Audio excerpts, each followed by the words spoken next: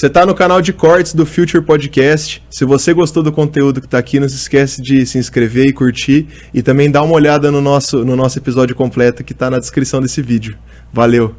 Qual que é a coisa mais importante quando você quer fazer uma comunicação envolvente? Uma oratória que as pessoas vão prestar atenção e que elas vão ver valor naquilo. O que você acha disso? Como fazer uma coisa dessa? Cara, uma coisa muito legal que a gente precisa pensar sobre comunicação envolvente é sobre o outro, né? Porque... pensa comigo, quando você quer envolver alguém, quando você quer trazer alguém pra perto, você tenta conquistar aquela pessoa. E você tenta conquistar essa pessoa conhecendo ela. Então, quando você conhece essa pessoa, você sabe como conquistar essa pessoa e como envolver ela no seu papo. Básico. A mesma coisa acontece com uma comunicação com o cliente ou comunicação em público.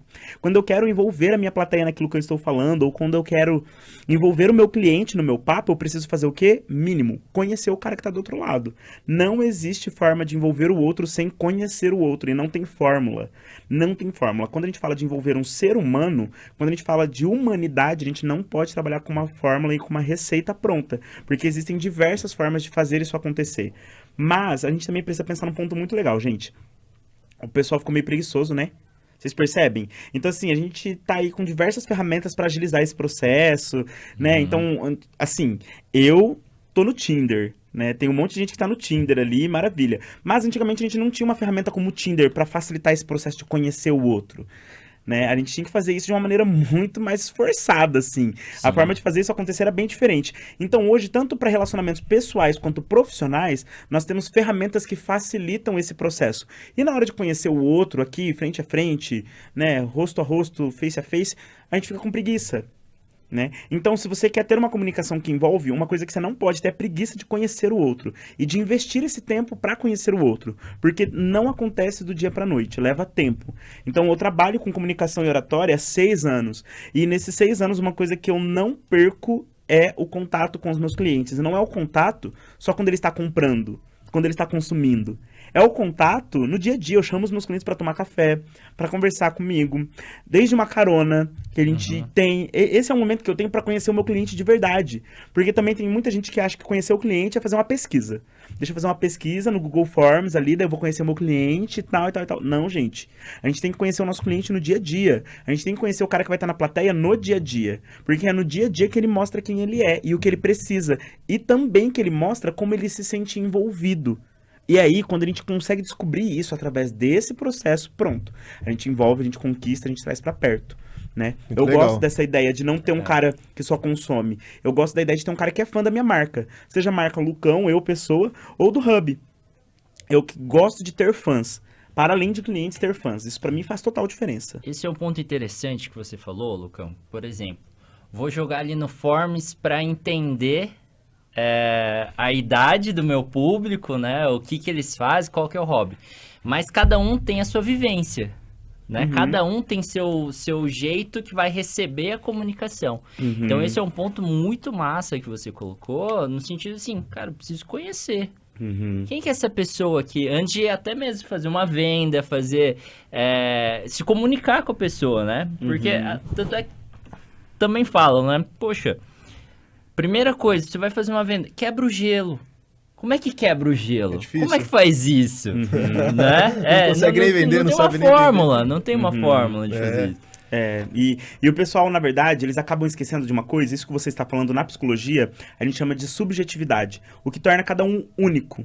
Né? O que torna cada indivíduo singular. E aí, parece que a subjetividade, a autenticidade, a singularidade são apenas palavras bonitinhas do dicionário. Mas não, quando a gente fala de cliente, a gente fala de entender isso a fundo. Tanto que faz um bom tempo que eu parei de trabalhar com público-alvo e persona.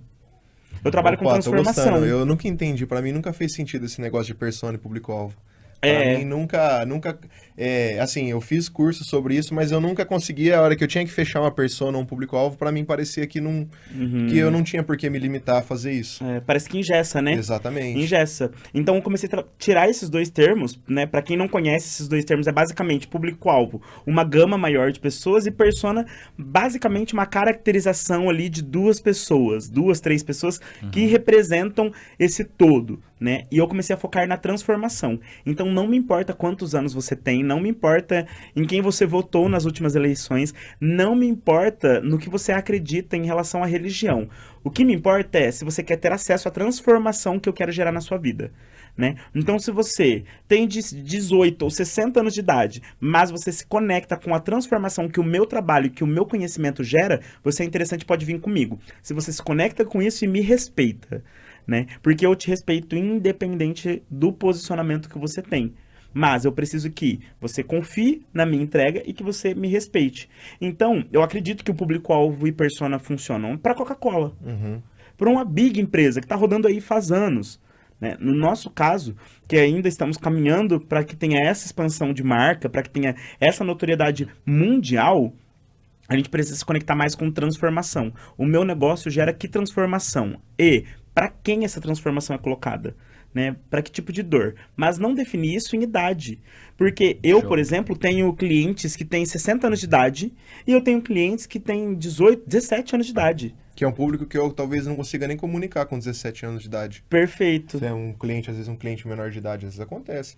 Só que pra gente tá totalmente fora. Como é que você vai falar? É muito legal isso. É, porque muito daí a gente tem que definir o que a pessoa de 60 e o que a pessoa de 17 tem em comum.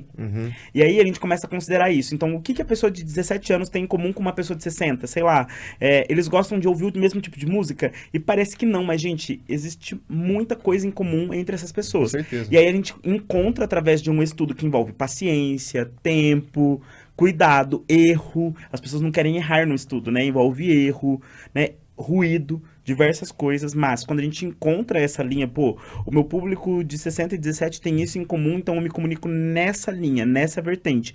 A gente consegue ter sucesso na comunicação. Básico disso eu tenho diversos clientes da agronomia, diversos clientes. E eles conversam com grandes empresas e empresários e também conversam com o pessoal do campo. E a pergunta que vem é, como eu faço para atrair a comunicação, a atenção dos dois? Básico, se comunica com os dois, com o que os dois têm em comum. Né? Mas você não vai descobrir o que os dois lados possuem em comum se você não investir tempo nos dois lados.